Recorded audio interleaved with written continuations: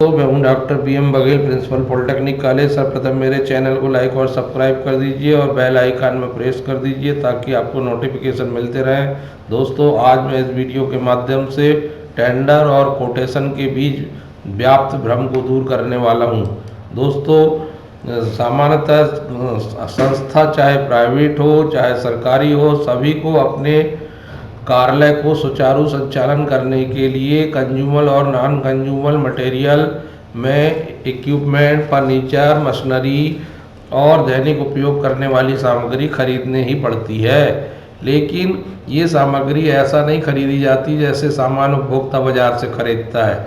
इस सामग्री को खरीदने के लिए एक निश्चित प्रक्रिया होती है, प्रोसेस होती है। उस प्रोसेस को सभी को अपनाना पड़ता है। यदि उस प्रोसेस को नहीं अपनाया गया तो फिर वित्तीय अनियमितता की स्थिति बन सकती है। इसलिए हर ऑफिस के जो प्रमुख होता है उसे अपने अधिकारों का ज्ञान होना चाहिए कि उसको शासन के द्वारा किस सीमा तक वित्तीय और प्रशासनिक अधिकार प्रदान किए गए हैं। उन सीमाओं को ध्यान में रखकर ही उसे परचेस की प्रक्रिया अपनानी चाहिए। सर्वप्रथम परचेस की प्रक्रिया पूरी तरह से पारदर्शी होना बहुत जरूरी है और यह सुनिश्चित किया जाना जरूरी है कि जो भी सामग्री हम क्रय करने जा रहे हैं वह गुणवत्ता युक्त होना चाहिए और कम से कम मूल्य पर, प्रतिस्पर्धी मूल्य पर मिलना चाहिए। वहीं टेंडर की दशा में हमें जब बिड हम खोलते हैं तो बिड में सबसे अच्छा काम करने की जो शर्तों की बात करता है और कम लागत में बात करता है उसे टेंडर, और जो फाइनेंशियल बिड को और टेक्निकल बिड को पूरा करता है उसे टेंडर की बिड मिलती है या उसके नाम से टेंडर की बिड पास होती है।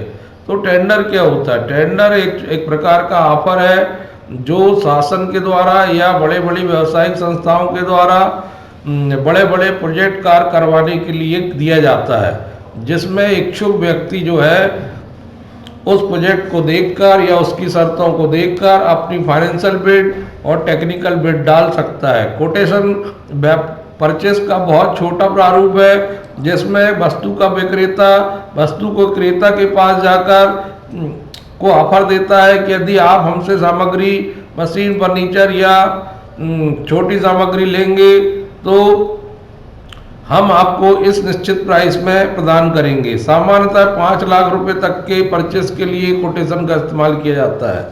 कोटेशन और टेंडर में अंतर समझ लीजिए। उपयोग के आधार पर कोटेशन का प्रयोग सामान्यतः छोटे क्रय आदेश जो अधिकतम 5 लाख रुपए का होता किया जाता है। टेंडर का संबंध बड़े क्रय या बड़े कार्य जैसे रोड, पुल, हवाई अड्डा, रेलवे ब्रिज के निर्माण आदि के लिए किया जाता है। भागीदारी कोटेशन का प्रयोग सामान्यतः छोटे क्रय आदेश के लिए होता है, इसलिए इसमें स्थानीय स्तर के रजिस्टर्ड फर्मों से कोटेशन आमंत्रित किए जाते हैं। टेंडर का संबंध बड़े क्रय या बड़े कार्य से होता है, इसमें भारत में स्थित कोई भी फर्म जो संबंधित क्षेत्र के लिए टेंडर में भाग लेने की इच्छुक है और पात्र है टेंडर प्रक्रिया में भाग ले सकती है।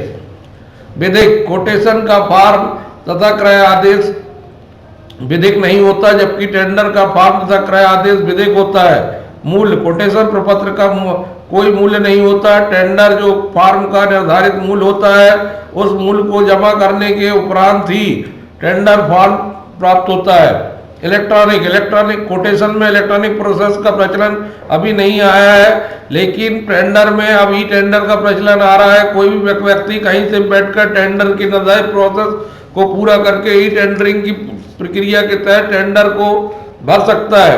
अर्नेस्ट मनी कोटेशन के साथ अर्नेस्ट मनी की डिमांड नहीं की जाती है, जबकि टेंडर फॉर्म के साथ सामान्यतः 2 से 3% अर्नेस्ट मनी के साथ होती है और बिना अर्नेस्ट मनी के टेंडर स्वीकार नहीं होता। क्षेत्र इसका क्षेत्र बहुत सीमित होता है, इसका क्षेत्र बहुत व्यापक होता है। कोटेशन का कोई विज्ञापन नहीं किया जाता, बल्कि रजिस्टर्ड फर्मों को वस्तु या सेवा के मूल्य के बारे में कोट करने के लिए कहा जाता है। टेंडर का व्यापक रूप से समाचार पत्रों, न्यूज चैनल और लोकप्रिय मीडिया माध्यमों में प्रकाशन किया जाता है, जिसमें टेंडर वाले डालने वाली कंपनी या फर्म टेक्निकल एवं फाइनेंशियल बिड करती है।